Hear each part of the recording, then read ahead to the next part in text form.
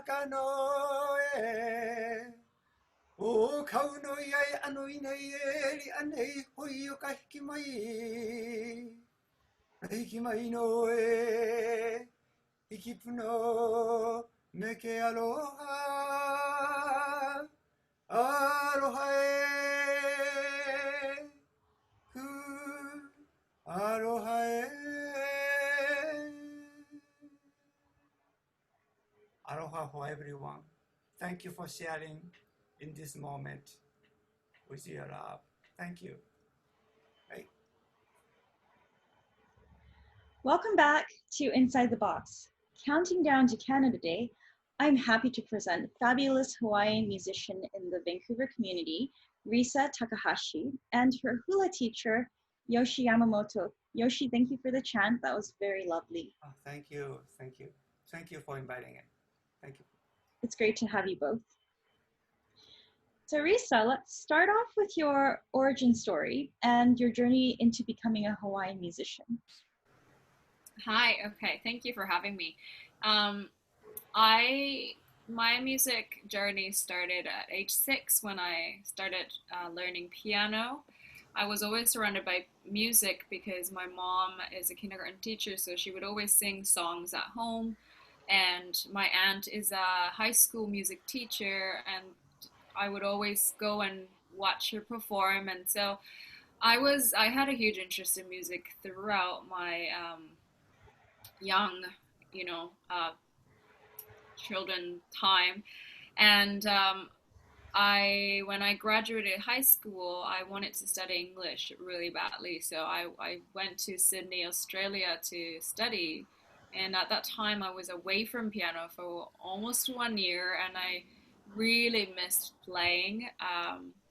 Even though I hated practicing, I just really missed touching the piano and playing it. And so I knew that music somehow had to be part of my life. And at that time, I had a huge interest in music therapy. So I found out about Capilano University, and to go to Cap U to take music therapy, I had to take music diploma first. So I went to Vancouver Community College to do that, and that's where I met my piano teacher, Iversala Kinderman, and she was a very strict, unique teacher. She believed in me. She pushed me. She actually made me into a stronger performer, and I started playing a lot of the pieces that I never thought I would. And that's when I really started having fun performing. So I didn't want to stop. And I decided to finish my degree in piano performance then. But at the time when I finished my degree, I was quite burnt out from all the practices, and you as a pianist, you practice 7 hours a day, and so I was done really playing piano for a while. And when I wanted to go to a master's degree, I didn't know what to pick, and my voice teacher then, she told me to actually go and pursue voice. I really actually truly didn't believe in my ability singing, and then that's why I kind of picked core conducting, because that way I could use both my piano skills and the singing skills. So I finished my master's in core conducting, and I conduct children's choirs in Vancouver currently. And when I realized I actually do like singing a lot, not just to, in front of the kids in the choir, but I actually do enjoy singing solo, singing within the small groups, and making harmonies. And that's when I slowly started looking into maybe singing solo stuff. And the connection between Hawaiian music is that when I started taking hula lessons, I would hear all the songs that are so lovely, but they're all in Hawaiian. They sound really nice and open. It's just the Hawaiian language itself is very sort of warm and open tone. So I loved all of those sounds, but I didn't know what they were saying, what they all meant. And so more in depth I looked into, I got really into it, and I started practicing singing along to these music. And then I realized it really suited my voice. And slowly, I started practicing more and more Hawaiian singing, and it was sort of like, the two pieces in the jigsaw puzzles were kind of connected and finally met, because the vibration of my voice, the type of my voice just does really suit, I think, Hawaiian songs and Hawaiian singing style. So for me, it feels so good to sing Hawaiian music, and that's I was very happy to find that in my life, and because I was always curious where I would go as a musician in my life, and so now I know exactly what I want to head to and what I want to pursue. Sounds like that was quite the journey and that you found your calling. Mm-hmm. Yeah, That's totally. amazing. Yeah, which I never obviously expect, you never expect to find specifically something in your life to want to do. So I think I'm very lucky. That's great. absolutely. I was wondering, what is the history of Hawaiian music? Hawaiian music. So the hula side, which has got a really long history, like the oli that Yoshi did, that is mostly the story, the history. It could be about genealogy, mythology, to about love, about the nature. It could be literally about anything. Where it's usually just accompanied by drumming or solo, like the Yoshi's Oli. Now, more of the modern influence to the Hawaiian music, or the type that I sing when I perform, it was influenced, sort of started in 1800s when the lots of visitors, immigrants, and missionaries were coming in from all over the world, and especially from Mexico.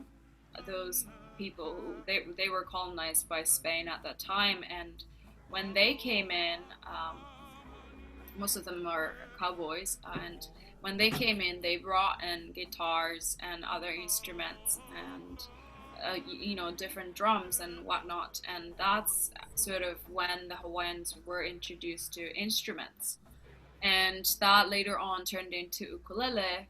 And because Hawaiians, on a small island, they had to have a lot of knowledge to live off of whatever they had on those islands. So they were actually very creative and very smart.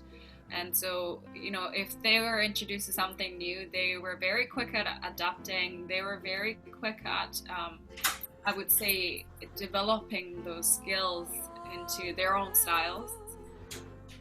So they came up with their own tunings called slack key, and if you hear most of Hawaiian music, and if you hear the guitar sound, then those are mostly in slack key. Has got a really deep sound, and that became sort of the very typical Hawaiian style of music. And the cowboys, they were called paniolos, and when they came, they heard a lot of the Hawaiian women doing the chants. And now in the chant there is, Yoshi was doing a little too, but we use falsetto. We use these yodel sound a lot as just part of the expression. And Paniolos heard that, and Hawaiians doing that, and so they started mimicking those sounds. And now it became a huge tradition of male singers to use their falsetto, and there is actually a big competition called Hawaiian Falsetto Competition where a lot of the male singers actually enter, and they find all the amazing Hawaiian singers out of these competitions every year. But so that became a huge tradition, and Hawaiian yodel is something that you would always hear in Hawaiian music. Oh, that is fascinating. Yes. Sounds like there's quite the history there, and I would never have imagined that cowboy music would be related to Hawaiian music. Yeah, and even the queens and kings, those people from the monarchs, they were actually very good at composing music as well. And so, 1860s, a lot of the Queen Liliuokalani, her compositions were actually published in the United States, and that's sort of where the mainland US started sort of paying attention to, the comfort sound of Hawaiian music. Thank you for sharing that. Mm. My next question is directed to Yoshi. Yoshi, what is hula, and how would you describe or explain that to the audience? Hula, if we talk about hula, it's like maybe all day long, not that much deep. For short, but hula, usually people think hula dance is like a coconut blood and then grass cut, but it's not about that. All the time in Hawaii, they don't have any written language, so they made the story as a dance gesture. Hawaiian dancers, hula dancers, like a sign language. Every movement, every hand gesture has a meaning to it. So they made how you feel your air, how you hear the sound, and how you smell the flower, all the elements into your dancer. So dancer have to feel the first, smell, hear, touch, listen, all the things you have to observe your dancer and project, express your, and tell the story. So actually, hula dancer is a storyteller. That's why Hawaiian culture continue until now, until we continue to do that. So that's the base. That's why hula is so important in Hawaii, because it's all about hula is culture.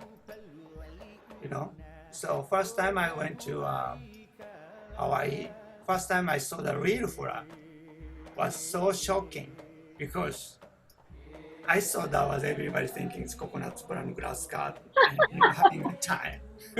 That wasn't. That was so expressive, and you can tell that dancers and telling your story. This is my story, the song. It's all about my feeling and my expression of love.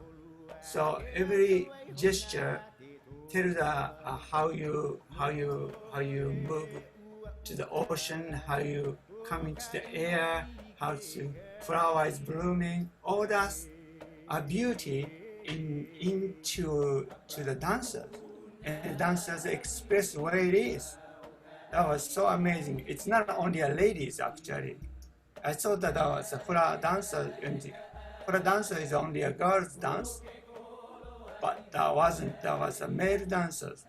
Actually, hula started the male dance first, not the ladies. So I've never seen the guys expressing so much love in your face and a gesture and emotion and feeling. I was so blown away. That's why I'm into, this is something amazing. Usually stereotype people are thinking guy is a strong guy and muscles and all that. That's the stereotype, but the actually core of love is more stronger than muscles. How you love the nature, how you love the partner, or those expression is through the story. It's amazing. That's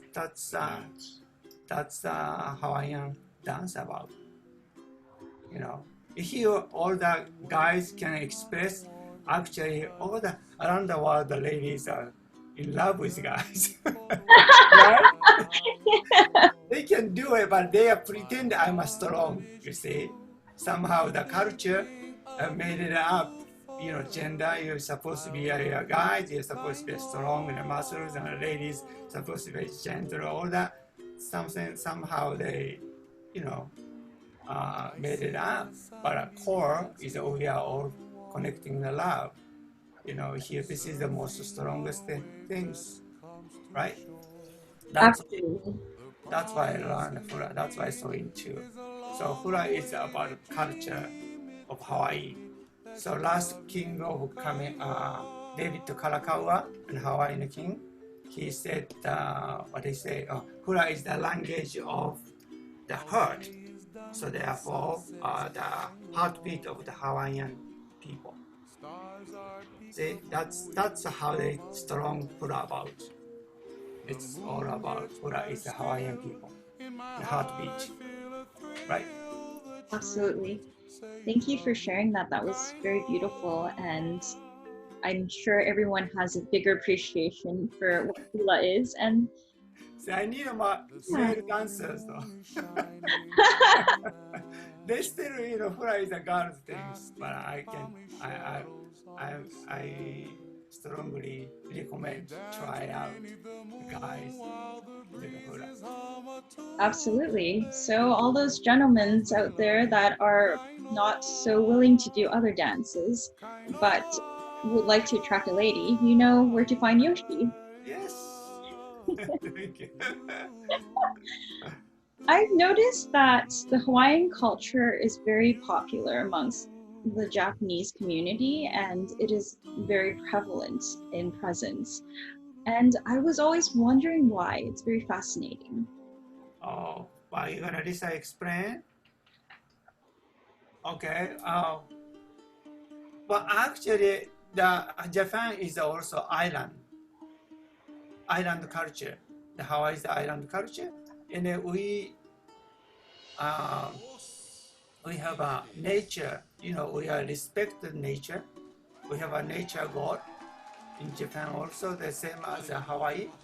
Always they have a nature god, so they respect the nature, and then that's the one of the common, I think.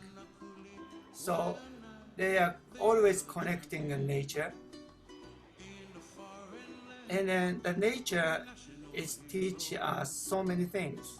But nature is very beautiful, and then Hawaiian people are always talk about how beautiful flower is, or how wonderful the ocean waves sound, or how beautiful the sunset, and how wind is so comfortable. All that's making a story to tell, right? So ever since it's not about negative things, it's all about positive, loving, beautiful things. So makes Hawaiian song besides singing is so comfortable, and the Japanese people are so into it. How somehow we are the nature of beauty is connecting, and then Japan is sometimes so busy in the Tokyo, in a big city. People are all walk. They don't have a time to relax. But as soon as listen the beauty of song, including the song has a lot of positivity and love and nature, so they are so into it. I think that's one of the reasons they really like that. Sounds like it's all about a culture of gratitude and graciousness, and Right. something we can definitely use in society today. Right. My next question is for Risa. I was wondering what sort of cultural hula philosophies have you adopted from your teacher Yoshi? Um, I would say, bit by bit, I'm really trying to incorporate everything about hula into my life, because hula is the way of life, and it really just Yoshi and hula and Hawaiian culture has been really teaching me that more natural way of living and connecting with things around me. And so I would say the biggest cultural philosophies that I've learned is that to really be aware with all the connections with yourself, with your partners, with your friends, with your teachers, with your community. And Hawaiian people, they care so much about their community, which I really love.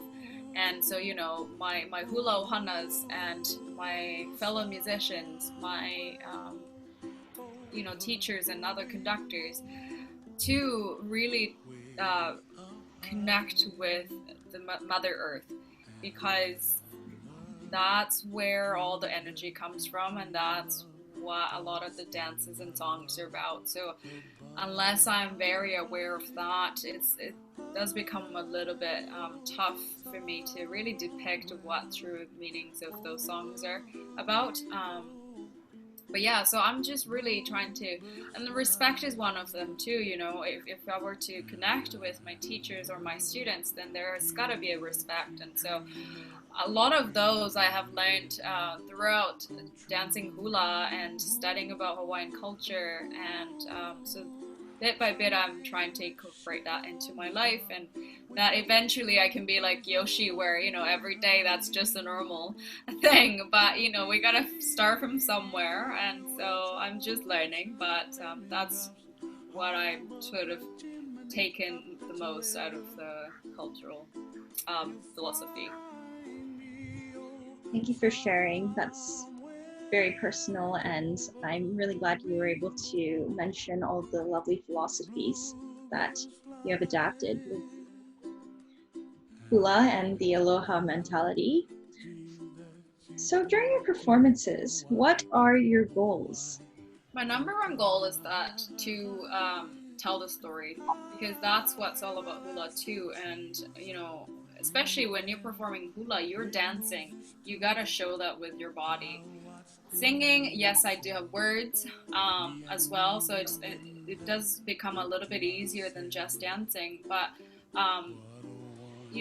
all of the origin of hula, the oli and the mele hula, that all is about the story. You need to be able to tell the story, and like Yoshi said, that's how the culture kept going.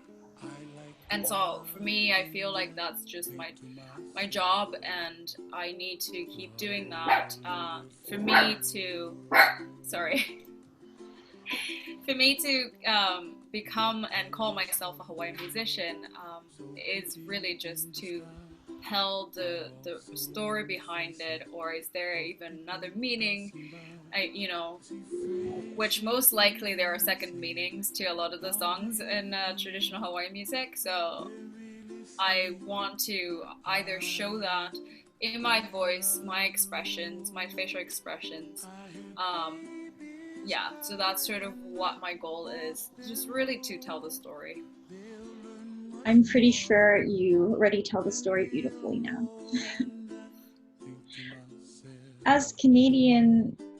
As multicultural Canadians, how can we incorporate hula and Hawaiian culture in Canada? I think so many Canadians go to Hawaii every, we are cold weather, winter. So snowbirds people go to Hawaii. I think a lot of people already know Hawaii all about, all Canadian. But still people thinking hula is kind of an entertainment, kind of a coconuts bra. Hollywood created so like a grass garden, the coconuts bra dancing. But when you read Hula, so many Canadians see that. Actually, that's my goal too. Hula is not about just dance. Hula is about a lot of things, expression of a story, storytelling, and how you feel around the audience also, how comfortable it is. This is soothing, this is healing. So if you feel that this is actually my goal too, as many as people, I want to share with this my experience of Hawaiian music and Hawaiian dance. I think this also same thing. So when Canada has a lot of Canadian love nature, so we are connecting somehow. Nature tells us we are the connection.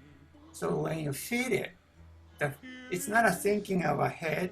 If you feel it, you are just very comfortable. Your connection of love. So you don't need to be angry about it. You don't need to hate about anyone. So that's Canadian mentality, always like that. So more Canadian think that way is my goal to share with Aloha. Thank you for sharing that. I respect your philosophies, and I do believe that we should be able to share that culturally, especially since we do live in a multicultural country. Right. So, as a Hawaiian artist, how would you both celebrate Canada Day? Yes, I'll go first because I don't know if I'll be quite celebrating, to be honest, but when it's sunny out or if it's not raining, then I really like practicing outside. I take my ukulele and I just connect at the beach or just hearing the sound of the waves and imagine that I'm in Hawaii, because that's where all the energy comes from to me, where if I wanted to really sing Hawaiian music, then I need to feel that. We call it mana, the spirit, but I really like to feel that. So I like to be surrounded by the nature, and so if the weather is quite nice, then I might be out by the beach just practicing, but I know some people just walk by and they enjoy those sounds, so not necessarily celebrating, but I hope many people would just hear snippets of what the Hawaiian music is all about, because as a Hawaiian musician in Canada, I would really love people to discover what truly Hawaiian music is all about. And I have a Hawaiian study group, the language of Hawaiian. So we are meeting on Canada Day, and we're going to study and we're going to talk about Hawaiian and Canadian culture, and we'll try to make sentences in Hawaiian and practice that way. So we're both connected to Canada and Hawaii on the same day.